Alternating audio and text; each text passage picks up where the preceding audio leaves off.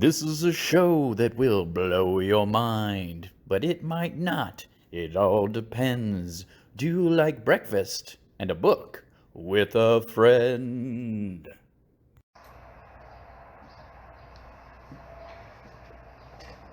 Hey guys, welcome to the Breakfast and a Book. I'm gonna say this a few more times because I'm gonna do spinny things while people show up. Spinning on the chair 'cause I'm silly. So, this is what we're doing, guys. It's the summer here in LA. It is outlandishly. So yeah, today's Breakfast and a Book with Swallow, you guys. I'm doing silly stuff. I'm spinning on my chair. I'm drinking out of my sweet, sweet Deadpool straw. We have iced tea today because it is hot. Although it wasn't as hot, it isn't as hot today as it was yesterday. Yesterday was super hot. It was crazy. So today's breakfast, pretty exciting. I know. It's almost 1 o'clock. I don't care. This is my breakfast. You guys can eat it there. It's breakfast. Spinny chair, yes.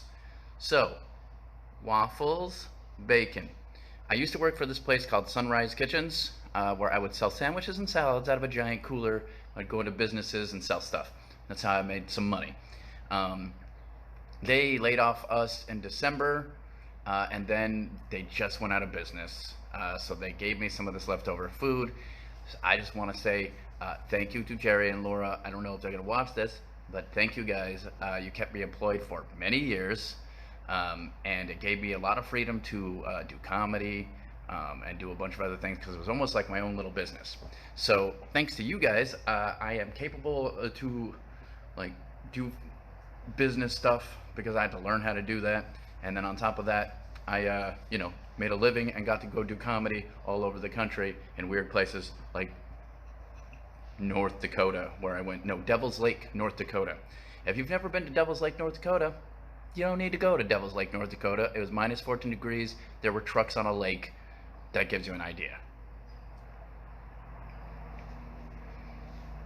My roommate says anywhere between 1 and 3 has become the new breakfast time. Correct. These are delicious waffles, by the way. So thank you, Jerry and Laura, for that.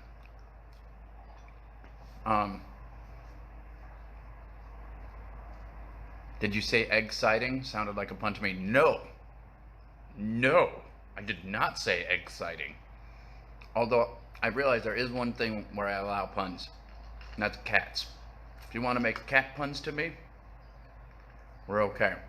And now that we have a guinea pig, if you can figure out how to do a guinea pig pun, I'm okay with that too. So, without further ado though, let's get to this insanely huge book. She has many more books like this. This is C.S. Friedman, the book Black Sun Rising. She is a fantastic author. Her name is Celia. Now I don't know this because it was the 80s, but I wouldn't be surprised if the reason it's C.S. Friedman is because she wanted to keep it vague if she was a lady or a man. Because books might have sold better back in the 80s if you were a dude. So who knows if that's true or not? I don't know. This book came out in 1991, and it's actually, this author is pretty interesting. I just want to talk about this a little bit because if you ever think you are too old to start doing a thing, you're not. She was close to her, she was mid-30s to 40s. She was born in 1957, so she was 35 when she wrote her first novel, and she didn't start doing it for a living until 1996, so she was in her 40s. So you guys, don't give up, huh? Because you could just write and then have novels and not guinea do it. There you go, not guinea do it. Guinea some of that bacon. I allow this. These are good puns based on cute animals, and I'll allow it. Not that I am the arbiter of all that is comedy or anything like that. Not gonna do it. Gimme some of that bacon. Impressive, guys. I'm just impressed. And yeah, sorry, you can have some bacon if you want. So I'm gonna read the back of the book. The Power of the Fae. Over a millennium ago, Erna, a seismically active yet beautiful world, was settled by colonists from far distant Earth. But the seemingly habitable planet was fraught with perils no one could have foretold, and the colonists found themselves caught in a desperate battle for survival against the Fae, a terrifying natural force with the power to prey upon the human mind itself, drawing forth a person's worst nightmare, images, or most treasured dreams, and indiscriminately giving them life. 12 centuries after fate first stranded the colonists on Erna, mankind has achieved an uneasy stalemate, and human sorcerers manipulate the Fae for their own profit, little realizing that the demonic forces which feed upon such efforts are rapidly gaining strength. Now, as the hordes of the dark Fae multiply, 4 people, priest, adept, apprentice, and sorcerer, are about to be drawn inexorably together for a mission which will force them to confront an evil beyond their imagining, in a conflict which will put not only their own lives, but the very fate of humankind in jeopardy. So, high stakes, guys, high stakes. As you can see, it is a huge book. Let's see, just to get an idea. I guess it's not that big, 586 pages. It's a pretty sizable novel, though.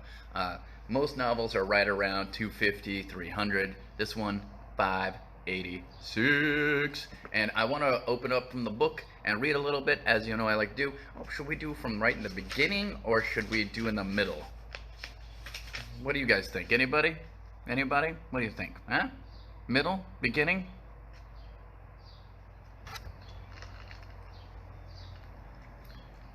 Keep moving forward. I'm pretty sure you are. Yes! Prologue. She wondered why she was afraid to go home. She was within sight of the castle now, and its proximity should have calmed her. She loved the traditional building which her husband had designed, and all the men and women who lived inside it. The seat of the neo-county of Marentha was a gleaming ivory-colored monument to the revivalist dream. All the elements of Gothic perpendicular architecture that seemed so oppressive elsewhere at the royal seat, for instance, were here combined by that unerring aesthetic sense that was her husband's strongest attribute, to create a building that was at once soaring display of stone arches and finials and a very real, very comfortable home. No spoilers. Yes, no spoilers. For a moment she reined up her unhorse, commanding it to stillness, and tried to focus on the source of her anxiety. As ever, the effort was doomed to failure. She wished she had a husband's skill to name and analyze such feelings. He would have taken one look at the building and said, "There, you see? The demolings are out early tonight. It's their presence you sense. Or the currents are unsteady tonight. Of course you're nervous." Or some other explanation, equally dependent upon his special vision, that would render up the source of her discomfort in small, comprehensible packets of knowledge, so that it might be dealt with and then discarded. Ooh, intense. Let's see, let's open out. The hunter dismounted and made his way on foot to the front of the procession. There he gazed into the darkness for some time before responding. "The path continues to narrow," he said, "and I don't like the look of it. The water has eaten its way underneath that shelf, and there are visible damages. It's not as solid as we've been traveling on by any means." "Can it support us?" Sensei asked tensely. Terrence's expression tightened, and the concentration that Damien had come to associate with his working flashed briefly in his eyes. "As it is now, it will," he responded, "if nothing interferes." "Are there alternatives?" Anyways, you get it. Her writing is great. It's my favorite type of writing. It paints pictures. She's also very, very good at bringing out the emotions that people are having. And again, a lot of times when you read a book, the writing of each character will kind of just be in the voice of the writer. So there isn't a lot of nuances between the difference in the characters. And this one, very different. Each character has their own sort of attitudes, and you can really see them, feel them, and like I said, paints a picture, a beautiful picture. And this is, it's a 560-page book. For a lot of people, that's a long read. Me, this is the thing I would do when I was, well, in high school, 1991. I would read books like this because I'd be grounded for weeks at a time, and then I would just sit in my room and read fantasy books and live in a different world. Because that's how you do it, guys. You gotta put yourself in a position to live somewhere else for a minute. That's what the fun of reading is, really. It's the ability to live in a different world. And right now, I can't think of anything much better than that. Ron's taking a page out of "There's Nothing About Mary" for his hair today. Hey, no, I did not, sir. No, I did not. However, I did wake up with my hair looking like this because for some reason, I wake up with a faux hawk in the morning, every morning.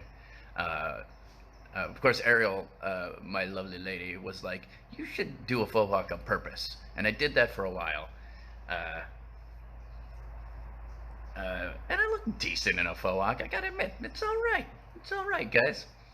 I told her, like, I don't want to have a faux hawk. Have you met guys who have faux hawks? They're douchebags. And she's like, yes, many of them are, but you aren't a douchebag, and you look cute. And I was like, alright, good answer. So, Jimmy Neutron. Ha! Yeah, that could be very Jimmy Neutron. You were correct. I'm drinking out of Deadpool. So, her name is Celia, by the way. She is a fantastic writer. Like I said, it paints tons of pictures, and it really does bring you into her own world. And she's a pretty unique view on magic systems. She sort of makes up her own magic system. So, check it out and get into that. I don't want to give it away because it's pretty original. And let's have a haircut day. We can both shave the sides of our heads. I do need to do that, Stouty. I was planning on doing that pretty soon. And our roommate Stouty has a fro hawk and a mullet. So that is true. He does have both of those. I used to have very long hair, and where I wore a hat, it looked like I had a mullet. I had to stop having long hair, though, because it started looking like I had a comb over that I did not actually have. Because, I mean, I've got a tiny bit of receding hairline here. I'm in my 40s, guys. That's going to happen. You're going to get a little bit of a receding hairline. But I've kept most of my hair. I can't complain. There are plenty of people who can complain. And I feel for you guys. But I also think you should just not worry about it. People, I think, will like you for you. I don't think they're going to give a shit if you have a bald head. And if they're a lady or a man who doesn't like bald heads, then, that's their choice. But also, fuck them, because they're shallow. Huh? Cussing. I should probably blank that out in the YouTube thing, but I don't really know how to do that. So that's probably not going to happen. You get more YouTube views if you're cleaner, guys. So, like I said, please do yourself a favor. Check out this C.S. Friedman.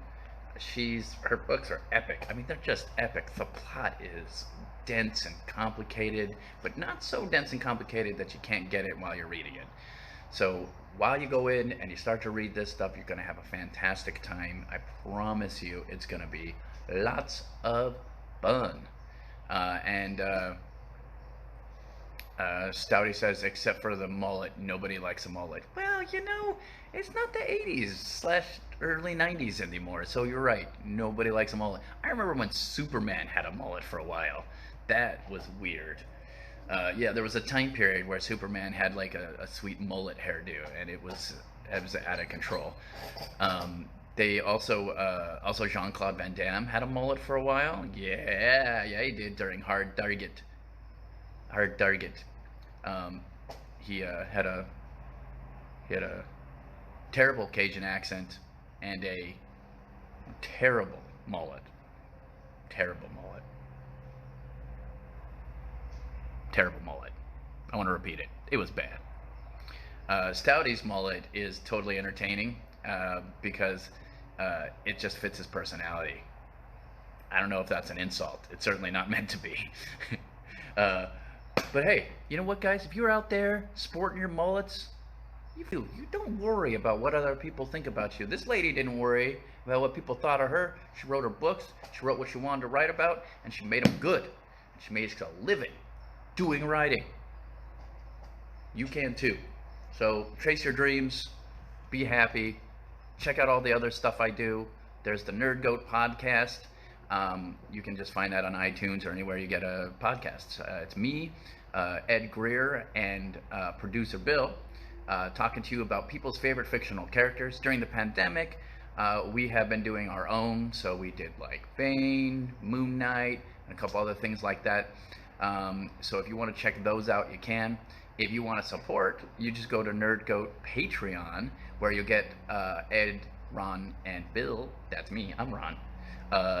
Talking about a little more personal stuff. Like, for instance, the last episode for our Nerd Goat Patreon, we talked about what we wanted to be when we grew up.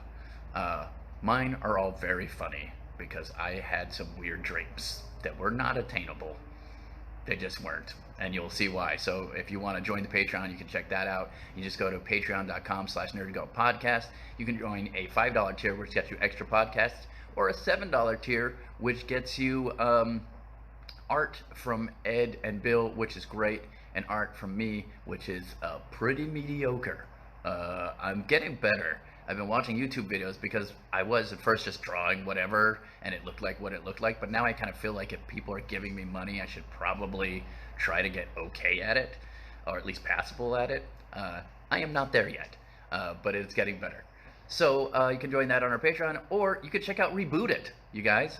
Reboot It is where Ed Greer, producer Bill, and I, along with Billy Business from Screen Junkies, is basically forced to reboot movies nobody wants to see rebooted.